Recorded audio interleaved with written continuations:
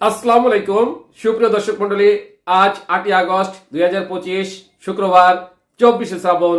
জানাচ্ছি পত্রিকাগুলোর প্রধান প্রধান শিরোনাম। সর্বপ্রথম ইত্তেফাক মেইন হেডিং করছে গাজা পুরোপুরি দখলের পরিকল্পনায় ইসরায়েলি মন্ত্রিসভার অনুমোদন। এরপর প্রথম আলোর মেইন হেডিং অভিমত হোসেন জিল্লুর রহমান, সরকার একটি মিশ্র রেকর্ড নিয়ে আছে। নেক্সট যুগান্তরের মেইন হেডিং বাংলাদেশ সহ 4 দেশ থেকে পোশাক উৎপাদন করতে চায় এক ভারতীয় প্রতিষ্ঠান। এরপর ভোরের কাগজের মেইন হেডিং ব্রিটিশ সরকারের মন্ত্রিত্ব ছাড়লেন রুশনারা আলী। নেক্সট জনকণ্ঠের মেইন হেডিং আমেরিকার পণ্যে 50% শুল্ক বসানো উচিত শশী থারুর। এরপর ইনকলাবের মেইন হেডিং অন্তর্বর্তী সরকারের 1 বছর প্রত্যাশা প্রাপ্তির হিসাব। নেক্সট আমাদের সময়ের মেইন হেডিং নির্বাচনের সময় ঘোষণার পরও নানা প্রশ্ন ও দাবির চাপ।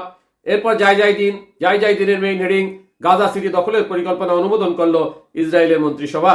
নেক্সট কালেকণ্ঠের মেইন হেডিং আসন প্রতি 3 প্রার্থী প্রস্তুত বিএনপির।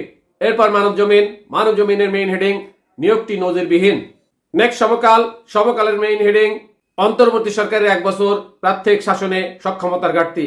এরপরে আরটিভি নিউজের মেইন হেডিং অন্তর্বর্তী সরকারের 1 বছর পূর্তি আজ। সর্বশেষে বিবিসি নিউজের মেইন হেডিং কলকাতায় পার্টি অফিস খুলে আওয়ামী লীগের কার্যক্রম চলছে কিভাবে।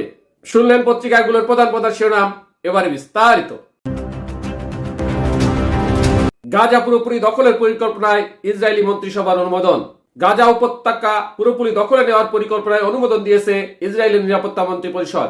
শুক্রবার 8 আগস্ট এক সরকারি বিবৃতিতে গাজা পুরোপুরি দখলের পরিকল্পনায় ইসরায়েলি মন্ত্রিসভার অনুমোদনের কার্যালয় এ তথ্য দিয়েছে। টাইমস অফ ইসরায়েলের এক প্রতিবেদনে বলা হয়, ইসরায়েলি প্রতিরক্ষা বাহিনী গাজা দখলের যে পরিকল্পনা প্রস্তাব করেছে তা মন্ত্রিসভায় পাশ হয়েছে। এর অংশ হিসাবে প্রধানমন্ত্রী নেতানিয়াহুর হামাসকে পরাজিত করার রূপরেখাকে অনুমোদন দিয়েছে নিরাপত্তা মন্ত্রিসভার সদস্যরা। বিবৃতিতে আরো জানানো হয়, যুদ্ধক্ষেত্রের বাইরে অবস্থানরত বেসামরিক মানুষের জন্য মানবিক সহায়তা নিশ্চিত করতে সম্মত হয়েছে ইসরায়েল। পাশাপাশি হামাসের সঙ্গে যুদ্ধবিরতির জন্য যেসব শস্ত্র ইসরায়েল দেবে তার মধ্যে 5টি মূলনীতির সমর্থন জানিয়েছেন মন্ত্রিসভার বেশিরভাগ সদস্য।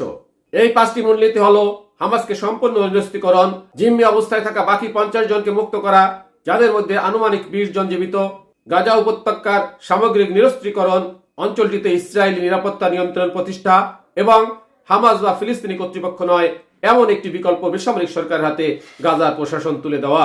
এর আগে বৃহস্পতিবার ফক্স নিউজকে দেওয়া এক সাক্ষাৎকারে নেতানিয়াহু বলেন, গাজা দীর্ঘমেয়াদে দখল রাখার পরিকল্পনা নেই, বরং সন্ত্রাস বিরোধী অভিযান শেষে অঞ্চলটির নিয়ন্ত্রণ এমন একটি বেসামরিক প্রশাসনের হাতে তুলে দেওয়া হবে যারা ইসরায়েলে ধ্বংসে আগ্রহী নয়। তবে কার হাতে শাসনভার দেওয়া হবে তা স্পষ্ট করেননি তিনি। পত্রিকার প্রধান শিরোনাম সহ সংবাদ এখনকার মতো শেষ করছি। আল্লাহ হাফেজ।